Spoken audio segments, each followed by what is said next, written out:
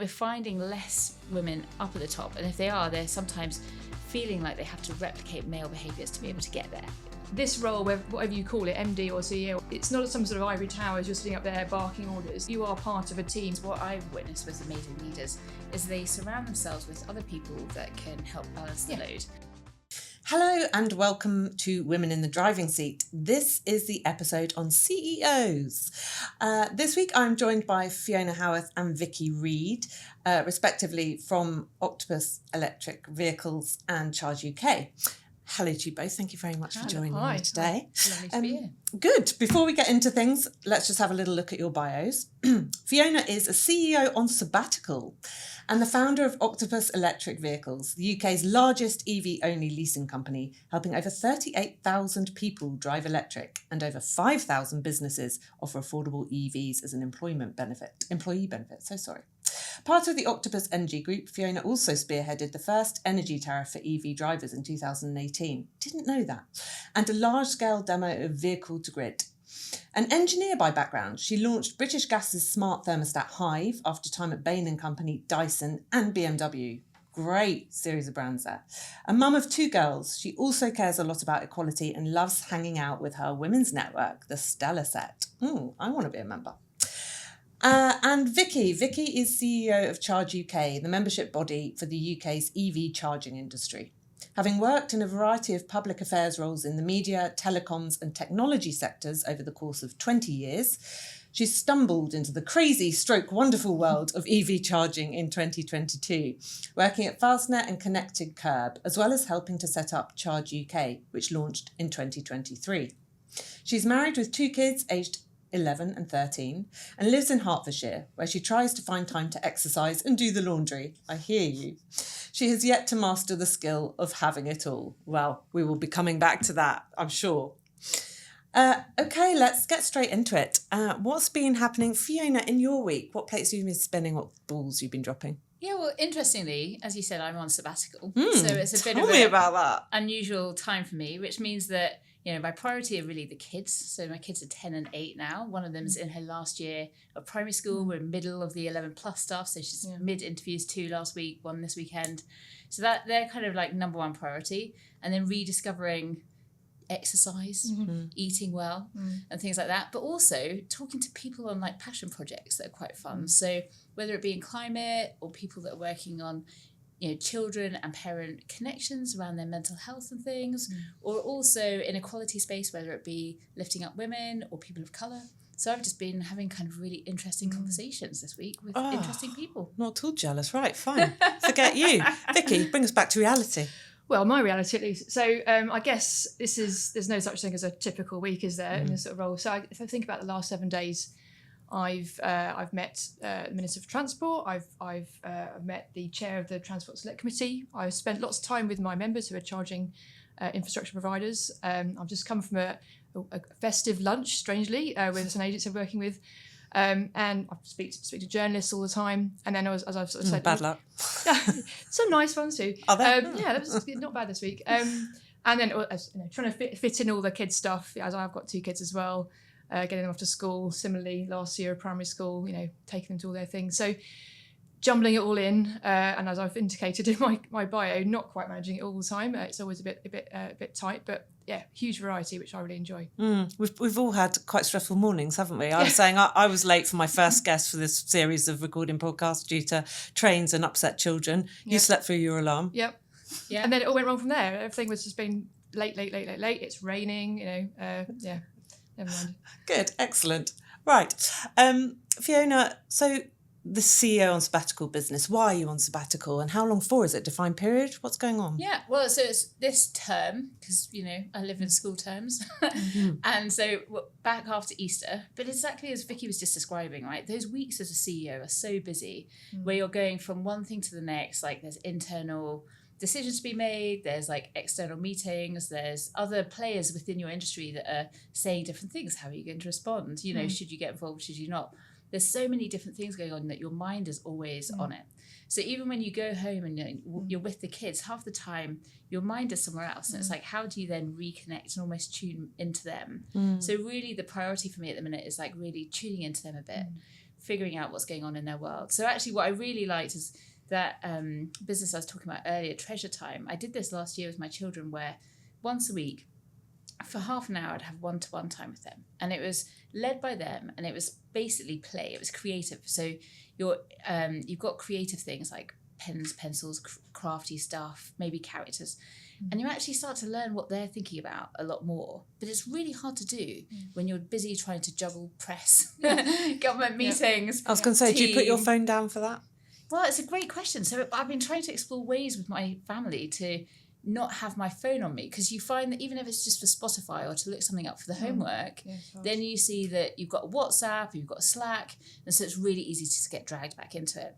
So even now we're looking at having like a Nokia phone in the house, a dumb phone, so that people can phone us, or maybe we'll have a like family smartphone, so you can control Spotify, for example. You can look stuff up on the internet that isn't connected to work stuff, because my phone has always been my work phone for ages, but it's been really hard to juggle those two bits. I think as well, you know, it's fascinating. Lots of people take time out, or they take sabbaticals, or they go on extended periods of leave.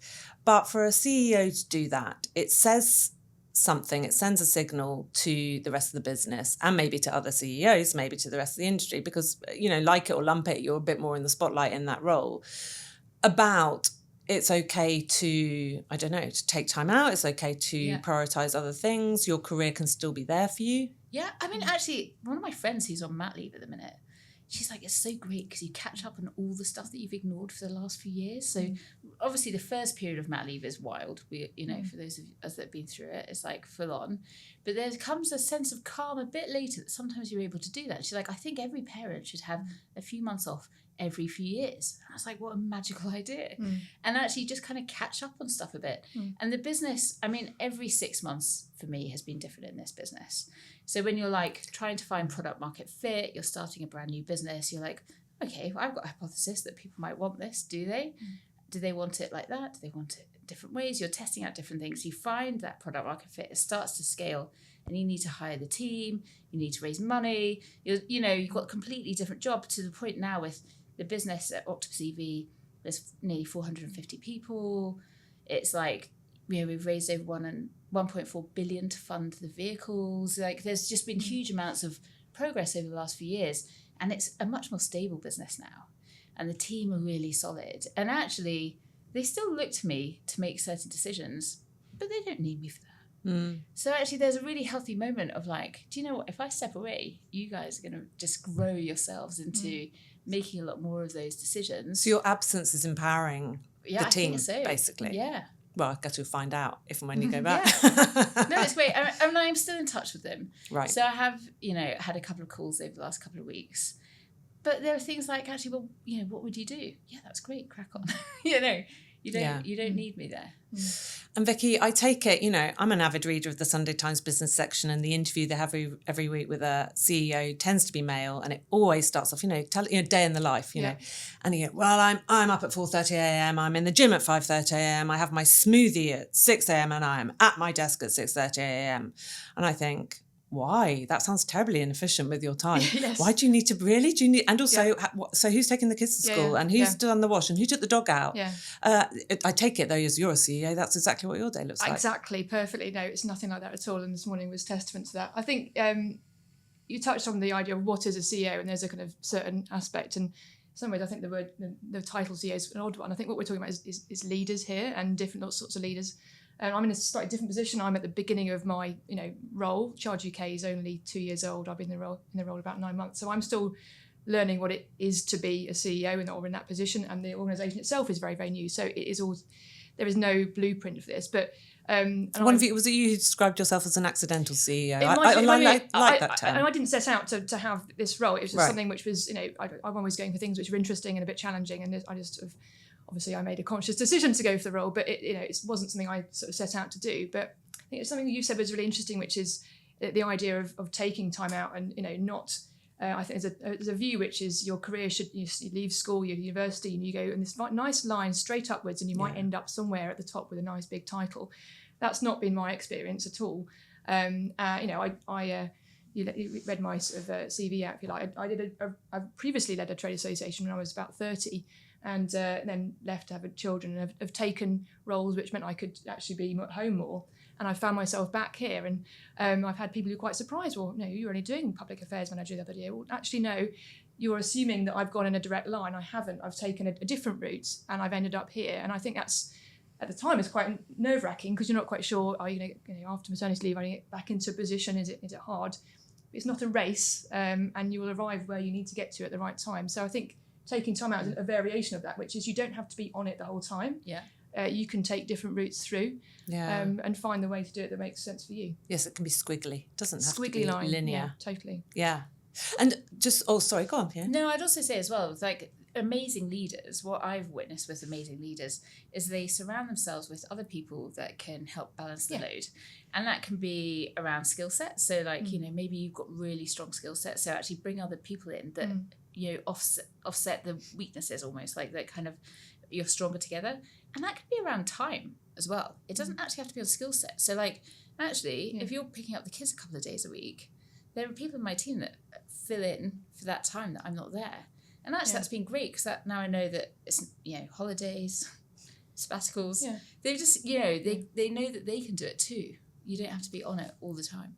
It's interesting. It's quite a bit of a debate going on at the moment, isn't there, about, should you be in the office? What does work from home mean? And I've heard lots of different variations, or almost a backlash from the COVID time. For me personally, I couldn't do this if I didn't have a huge amount of flexibility. And it's different. We're a very small organisation, so we don't have an office, so I don't have that luxury. But I literally couldn't do that. And I'd really, I'm supportive of, my colleagues from fitting their life into work. Because let's be honest, work finds its way into every corner of your actual life as well. So there's almost a contract you have to come to.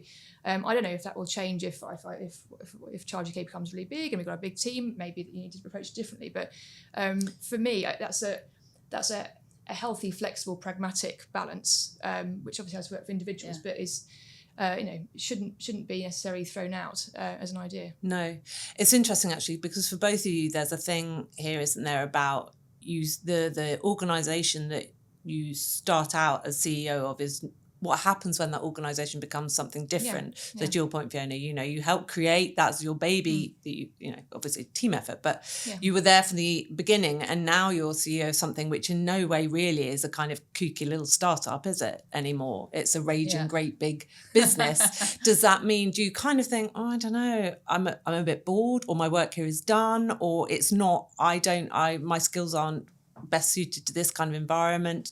Has the atmosphere changed? Has the organisation changed? I mean, it is definitely a different organisation, and I mean the industry's just changed massively as well, right? So when you say industry, are you talking about energy? EVs, I'm talking about EVs and energy, and it's going to continue to change massively because they're going to come even closer together, because we're starting to see new vehicle to grid cars that are going to come out, and that's going to combine the energy and the car industry even more closely. So, but, when I started in 2017, there was 5 cars that would go over 100 miles on a single charge. And they were pretty Marmite, right? They were either really expensive Teslas or the BMW i3, Nissan Leaf, Renault Zoe. And now there's 100 different models, 30 different manufacturers. They're so much more established, respected. They were really niche back then. Actually, they're becoming much more mainstream now. And they go really, much longer miles. The charging industry have done such a great job, and committed another 6 billion plus more to roll out more chargers. So we're off to the races with electric cars, and so actually we've done a lot around kind of changing some of the energy industry for EV drivers. You talked briefly about that energy tariff that we launched and things. There's a lot that we've done already, and I quite like fixing problems. I'm a problem solver. Actually, that's how I came to this. And what the business needed me for over the last few months hasn't really been solving some of the bigger problems. It's a different job. It's been a different job. And I'm I still quite like solving some of those bigger problems. And so then it's what do we really need to do to shift gear again? We don't have gears now with EVs, so I need another term. But how do we shift gear again in the EV industry? And actually what I was doing before wasn't doing that. So how do I get the business running so that I can help shift gear again? Yes. So, okay. And So accelerate. there's still scope for you in the sector, certainly, right, to solve more problems and to sort of, I sense that you wouldn't be a very relaxed or CEO of a legacy OEM, for example, where you're kind of got... Probably not my bag, no. Yeah. But that's not, actually on the accidental CEO point, I didn't set out wanting to be a CEO. I wanted to help make change and impact. And I love cars. And I love renewable energy. And I was like, put them together. Oh, that's fun. How do we make that go quicker? Right. And then you start playing with it. You're like, okay, well, we can make electricity really cheap and green. Well, we should just definitely fill up our cars in the middle of the night when it's cheap and green. How do we make that easy for customers? Yeah, thank you very much. I have very cheap charging overnight. I didn't know you were to thank for it. That's brilliant. Yeah. I'm loving it. Yeah. Well, and also, I mean, it wasn't just me, obviously, like the Octopus Energy business had the Kraken tech platform, which enabled me to do that. And that was like a playground for me. I was like, oh, look, we can just, it's like, should we do this tariff? A few days later, we'd done the tariff. It was just it's incredible. remarkable. It's a completely different landscape from working for legacy OEMs, you know, where you're trying to pilot a tanker that takes 5 hours to turn. Culturally as well, though, I think within the Octopus group, there's a kind of ability to go and test stuff and a freedom to like go and test things. And if it doesn't work, you've had a go. Well done. Crack on to the next thing. And when you find something that does work, scale it. Yeah. So that's quite different from some of the other cultures I've experienced, which is if you try something and it doesn't work, it's like you're kind of labelled. Yeah, that was embarrassing, wasn't it? Let's brush that under the carpet. Yeah. But actually, that's been really a great thing because let's say 1 in 3 ideas work. So if you're only allowed to test out 9 ideas, you might get 3 good things out of it. But if you can test 300, all of a sudden you've got 100 good ideas that are scaling. So actually, how do you create a culture that people do have a go? And it's okay because, you know, 60, 70% of them will fail. That's fine. But have a go because then maybe you'll find the good one that will scale. Yeah. Right. I want to find out a bit more about ChargeUK, but unbelievably, we're already halfway through. It's time for podcast pit stop. Okay. Yes, the moment you've both been waiting for. Quick fire round. Vicky, let's start with you. Are you ready? Simple yes, no will do. Okay. Okay. FTSE 100 or FTSE under the table? See what I did there? I think picking up on I think I'd be foot under the table. Actually. Nice. I'm glad you said that. Hot desk or own office? Oh, well, we know the answer to that. By default, own office. Yeah. Can kids interrupt your work from home day? They do. Okay. Slightly different answer. Yes. Okay, fine. Guardian or Times? Oh. I have them both on my phone. Do you? Okay. All right. I'll let you have that. Yeah. All right. Both. Suffolk or Norfolk? My husband is from Suffolk, so I should say Suffolk. And you will. Yeah. Boardroom or board game? Board game. Always. Well done. Fiona. Yeah. Display ads or social campaign? Oh, social campaign. Mother or mother-in-law? Always mum. It's got to be mum. I'll come back to haunt you. Theatre or cinema? Oh, theatre. Solar or wind? Wind. Public speaking, yes or no? Sure. Up for anything. Marketing or PR? Oh, both. Oh, that's so rubbish. You're so lame. All right, I'll let you off any sort of decision. Fine, thank you very much. We're back on it. So, ChargeUK. Yeah. I still, am I allowed to say, I still don't really get what it is. Can you just explain a bit fine. about so, it? obviously, I represent the charging sector. So, Fiona's talked about where we're going as an automotive sector. It's moving towards EVs. There'll be millions more coming onto the roads, and they all need to charge. And that's going to be a combination of home chargers, workplace chargers, and public chargers. And all of those are growing rapidly, as Fiona's said, and they need to grow an awful lot more. And there's a huge industry growing up behind this. So it barely existed 10 years ago. Again, this is picking up on your kind of almost excitement, which is it wasn't there. It was few, companies here and there doing charging. And where there's an opportunity and a need, entrepreneurs come in and create companies, and they build them. And existing legacy players, they're also interested in seeing what they can do in this space. So most sectors across, every kind of conceivable sector has usually a representative body where, like a club, if I'm honest, where companies come and they speak to each other and exchange, experiences, but more importantly, work together to engage with the outside world, whether that's, the government, politicians, journalists, consumers. And so ChargeUK is one of those organisations. You can call it an industry body, a trade association. It's that kind of thing. And I came into the EV sector about 3 years ago, and I deliberately called it crazy wonderful because it is it's that bubbling up of a very exciting at a time when something is growing and changing all the time. And there are lots of different ways in which companies were talking to each other and the government about EV charging. There's no single place where that happened. So a number of us got together and thought, this is interesting. Why don't we do this? And it snowballs and you try something and it gets bigger and bigger and bigger. And we launched it in April 23. And I was currently working in one of the member companies, a charging operator, and got very heavily involved. And when the opportunity came up to take this role, which is the first employed role in ChargeUK, I thought, I've been so involved. It's been so exciting. Honestly, the most exciting thing I've done in my career. I can't step away now, so I'm going to have to step in, and that's why I kind of said it's slightly accidental, which is you either walk away from something exciting, or knowing it's going to be quite challenging and difficult and scary sometimes, you kind of want to walk towards it. So I decided to go for it, and here we are. So ChargeUK's role is to speak on behalf of the sector, which is going through an incredibly exciting time. It's got a huge responsibility. It's got to charge all those cars, and there's a long way to go.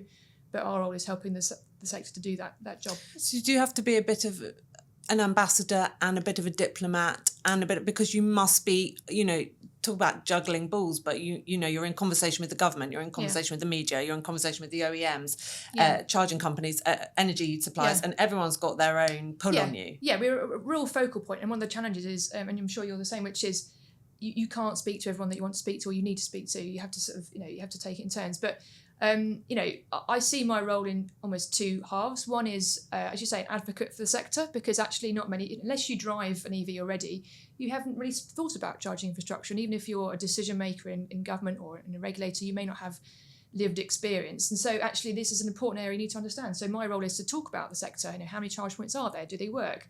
How does it work for me? And the answer is there's an awful lot more than people think. And actually it's charging shouldn't be a barrier to switching to an EV. I've got to go out to the world and explain that. But at the same time, when we're not saying the job is done, there's a long way to go. So the other part of my job is creating the right circumstances so the sector can do that. How do we roll out even quicker? How do we improve the customer experience? How do we make sure it's affordable? And some of those things, that's down to the companies themselves, and that's capitalism, quite frankly. They're going to try different ways of doing it.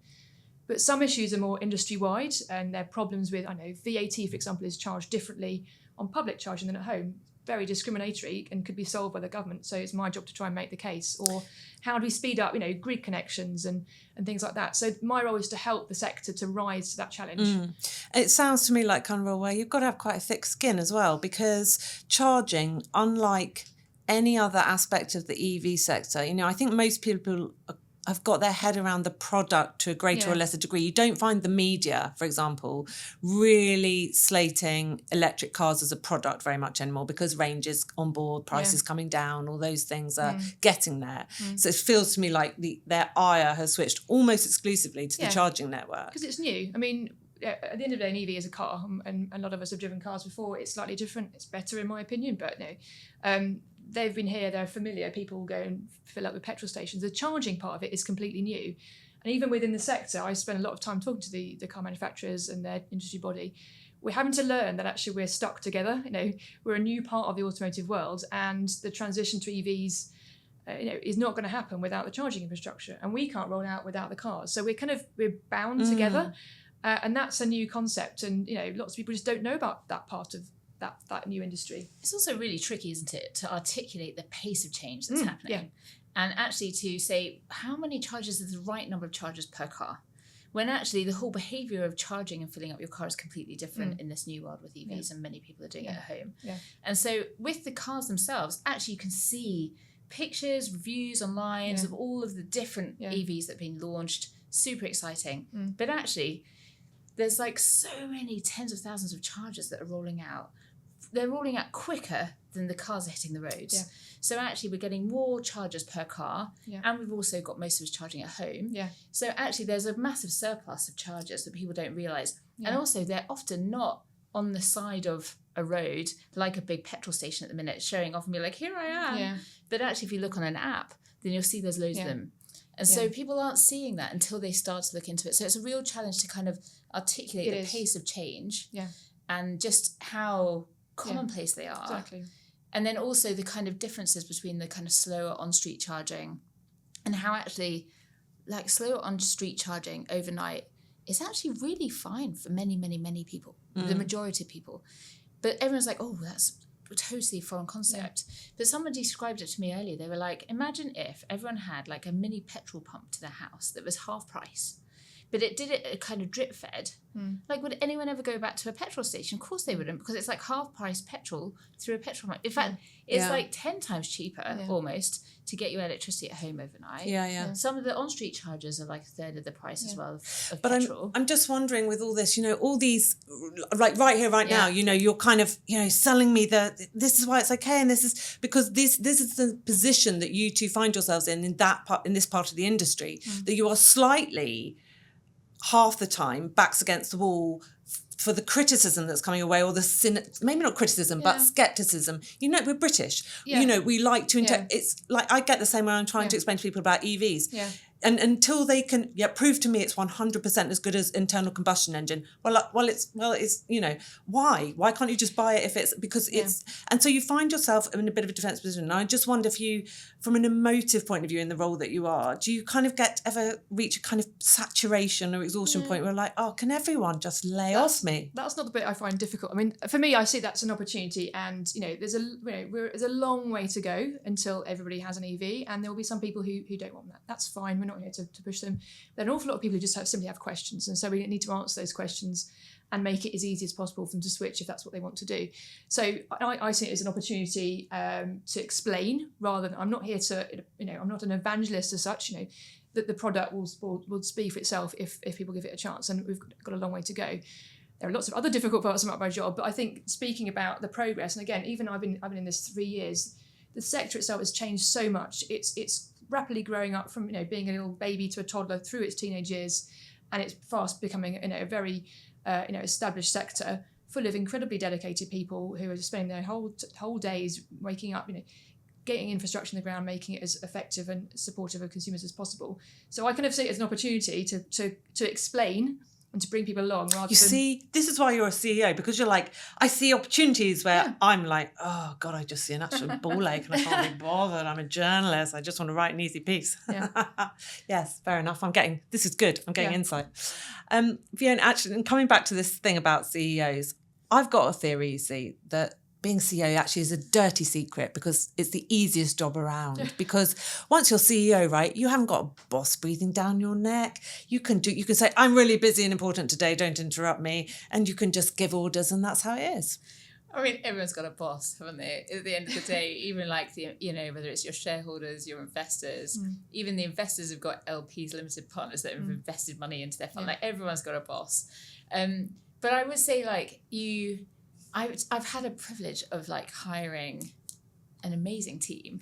So I have like pretty much chosen all of my direct team, and then they've, so and if you're struggling in one area, well, then you can find somebody to help you with that.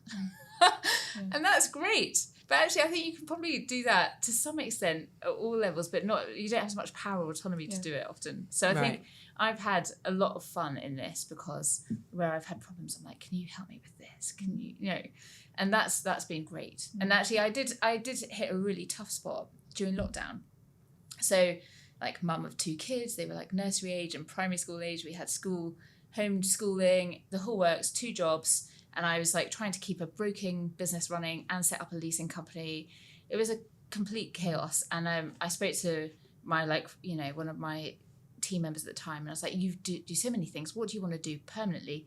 So that if another CEO comes in, I can pitch you as an ops person or as a commercial person or whatever. And he's like, what are you talking about? I was like, this is really tough.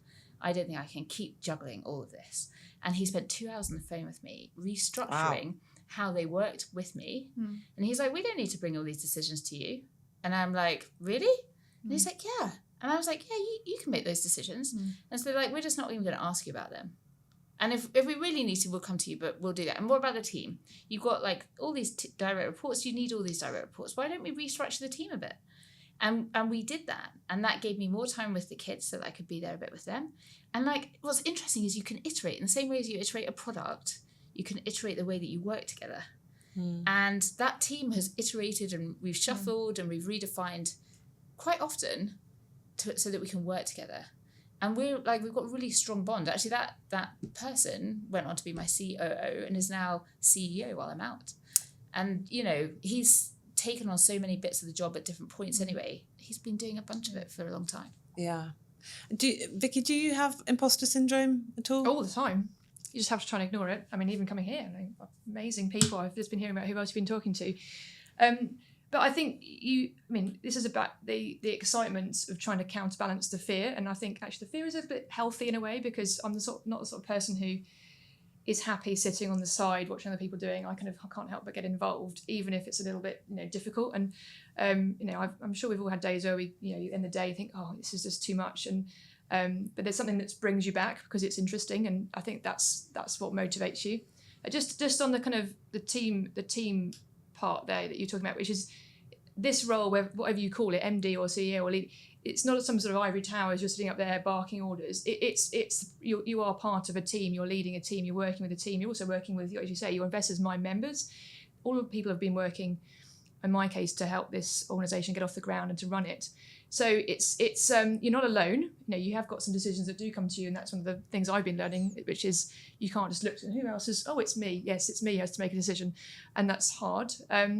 But I think you're part of a team. You're leading, and you're hopefully bringing them all forwards into whatever challenge you all agreed to take on, and that's exciting. I like this idea that you've both mentioned about you ask for help in the areas that you're not strong in. You recognise the areas you're not strong in, and then you go to your team members who are strong in that area. Because, I can't help but think that if I became CEO or MD of a company, I would think, oh God, they're all looking to me now, and I can't admit that I don't know this area or the answer to this question. Yeah. But you're going to be found out either way, right?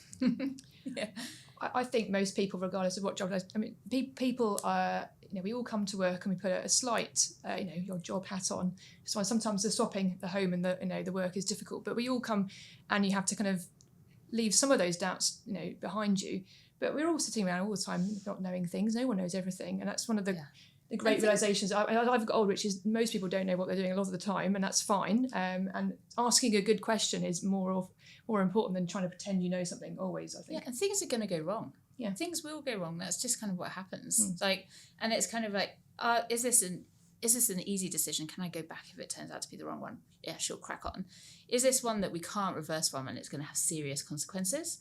Okay, well, let's take a bit more time on that, But if it's one that you can reverse from really quickly, just crack on. Try, go for it. Yeah. Do you think, and I'm throwing this, I know this is a simplistic question, it's purposefully simplistic. Do you think there are differences between male CEOs and female CEOs? Do you think we bring something to the table as women, or take something away from the table? I don't know, probably. But again, I've got a sample of one, which is me, and I'm doing this job, which is new. So I don't know. Fiona would do my job differently. I'm not sure I could do your job, but you've been doing a good job of talking about charging there. So I don't know what I do, which is me, and what is me being a female. I imagine there are some aspects, again, it's not everyone, but we've both talked about balancing home, and people's setup is different. Maybe that affects females more. I don't know. And maybe some way you approach things emotionally. I think probably yes, but not always. And it's hard to tell when you're just being you, really. I think that my perception of this is there are stats that show that women don't back themselves as much as men. And so if there is risk associated with a job or a project, then women are less likely to put themselves forward. And actually that builds because then they don't get the experience, they don't get the good projects as well. So therefore, it's harder to get more and more senior jobs. So I think we're finding less women up at the top. And if they are, they're sometimes feeling like they have to replicate male behaviours to be able to get there. 100%. Yeah. So I think what we are missing out on sometimes is females bringing female leadership qualities to the table because they feel like they've had to demonstrate male leadership qualities to get to that place. And also just sometimes not always putting themselves forward, so they've excluded themselves from the race before they've even started. So I think what my gut feel is they do a really great job when whatever job I've seen females step up into, because by the point that they've got confidence to do it, they probably already know how to do it. And so they're pretty good, so they should back themselves sooner. And then also, though, have confidence that they don't have to be what they perceive as a male leader in that role. There's a lot of empathy that comes with a lot of women.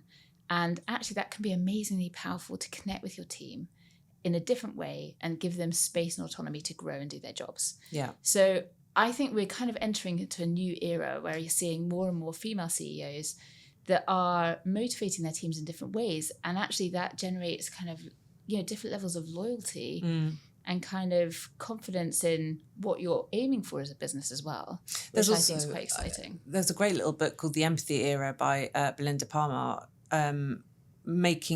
drawing the solid line between empathy in a business and revenue. Interesting. Because 10 years ago, 20 years ago, empathy was considered as a soft skill, nice to have, whatever. And she kind of turned that and looked at, she's come out of Harvard Business School, 15 brains. And she said, no, look, you install empathy properly in the company culture and you see profits grow. But I think what's exciting is if people are treating each other well within a team, they're more likely to be treating customers well. And that in turn breeds customer loyalty, and therefore that in turn breeds kind of growth and profits. No-brainer, isn't it? Yeah, look after each other. Yeah. Wow, we're pretty much out of time, which brings us to our last little moment, which is tips and tricks for women out there listening, parents of girls, whoever. Fiona, my question to you is what tips, suggestions for women probably who are into their careers already and are thinking, actually, I could really make use of a sabbatical. It would benefit the company. I've got an idea. How do they raise that? Should they be worried about raising that with their boss?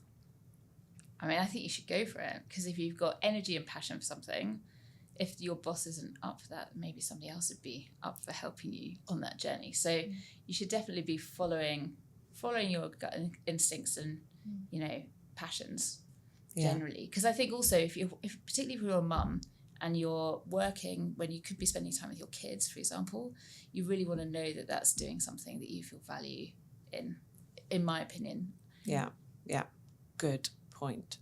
And Vicky, a very kind of bald one here, but for women who are out there, you two have both spoken about you kind of stumbled into the role of CEO, but some women I think will think, I want to be CEO of my company, and I think it's admirable. Why not to have that ambition?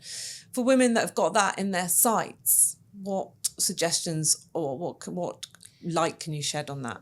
But I think there are opportunities for leadership in all sorts of places, whether it's a big, say FTSE 100 company, or you're a group that you volunteer from nearer home. If you're the sort of person who, like me, is not very good at sitting back and watching other people do things, if you want to get involved because it's interesting, find what you're interested in, find the opportunities. They're often where it's change is happening, whether it's technological or social. Yeah. Walk towards it, even if it's a little bit frightening. And that's something I tell myself, which is a whole feel the fear and do it anyway, because some change in leadership is difficult and scary. As you say, you don't always get it right. But just walk towards what you're interested in. And if it's got the job title of CEO, great, fine. It might not, but they're all good skills and experiences if you're going to be on your way towards that eventually. So that's what I would say to someone. Brilliant. Thank you both so much for coming in today. It's been really interesting. Thank you to everyone listening. Please like and subscribe, and you will find plenty more episodes out there. Thank you. Thank you very much.